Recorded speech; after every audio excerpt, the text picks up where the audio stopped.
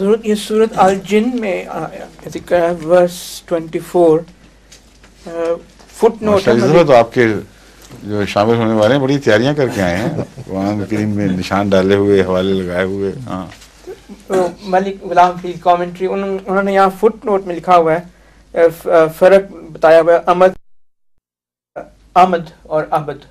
اچھا تو آیت جو ہے وہ یہ ہے کہ الا بلاغ من اللہ ورسالاتہ ومن یعص اللہ ورسولہ فإن لہ نار جہنم خالدین فیہا ابدا. تو میرا سوال یہ ہے کہ یہاں انہوں نے فرق امد ربط کا کیوں بتایا، کیونکہ ویسے جہنم کا تو قرآن شریف میں صرف ابد کا ہی آتا ہے ذکر، جہنم اور جنت دونوں کا ابد میں ذکر آتا ہے، یعنی ابدا آتا ہے. میں سمجھ نہیں رہا کیا فرق کیا ابدا کا ابدا کس کیا فرق کہتے ہیں؟ خالدین فیہا ابدا کا لفظ آیا ہے، دوسری جگہ امدا کا لفظ آیا ہے. امدا بھی آتا ہے، مطلب اس سلسلے میں نہیں، ویسے قرآن مجید میں لفظ استعمال ہوتا ہے امد. اچھا تو ان دونوں کے ترجمے میں انہوں نے تشریح وہ نوٹ پڑھے نا، پھر میں جب تک نوٹ نہ پڑھے اب نوٹ یہ ہے کہ difference is where the former word means time limited in duration, the latter means time everlasting. یعنی which one means everlasting؟ abada is everlasting. نہیں یہ بالکل غلط ہے، یہ بھی ابدا بہت جگہ استعمال ہوا قرآن کریم میں جہاں ایور لاسٹنگ کے معنی نہیں ہیں. جہنم کے تعلق میں بھی آیا ہوا ہے ابد، یہ وہ تین جگہ ذکر ہے. ہاں اور وہاں ایور لاسٹنگ معنی نہیں ہیں. یہ کس طرح لے لیا ملک صاحب نے؟ تو وہ مجھے ذرا مجھے کنفیوژن ہو رہا تھا کہ کیا انہوں نے کیوں. نہیں جو مجھے بھی کنفیوژن کر دیا آپ نے کہ ان معنوں میں اس یہ بات سمجھنے میں کنفیوژن کہ ملک صاحب نے کیوں ایسی بات کی. بڑے چوٹی کے علماء میں سے ہیں، بڑے محتاط ہیں، بڑی انہوں نے محنت کی ہے اس کامنٹری پہ.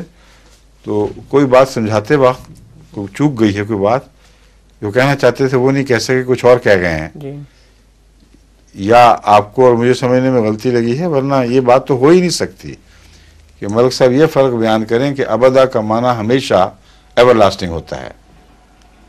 ابدا کا معنی ایور لاسٹنگ بھی ہے اور لمبی مدت کے لیے بھی لفظ ابد استعمال ہوتا ہے، اور ایسی مدت کے لیے بھی میرے نزدیک جو ایور لاسٹنگ محسوس ہو. اب یہ جو محاورہ ہے تو ہر زبان کا ہے، اس کا مطلب یہ نہیں کہ ابد ایور لاسٹنگ کے معنوں میں نہیں استعمال ہوتا، مگر جب زبان میں محاورہ ہو تو انسان کہتا ہے میں تو ہمیشہ سے آپ کا عاشق ہوں، میں تو ہمیشہ سے غلام ہوں. اور کیا اس کا ترجمہ ایٹرنیٹی کریں گے؟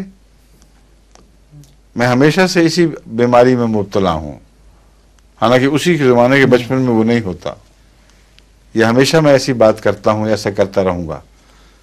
تو ہمیشہ ابد کا لفظی ترجمہ ہے جس کا مطلب ہے ایٹرنلی، فار ایور.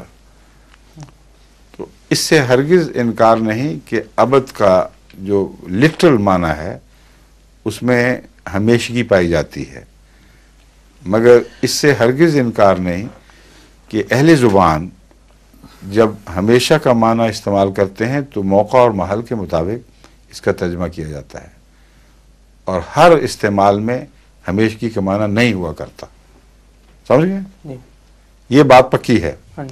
باقی اگر کچھ غلط فہمی ہوئی ہے تو چیک کروائیں بعد میں کہ کیا لکھا گیا ہے، علماء کو سے پوچھیں کیا ہوا ہے.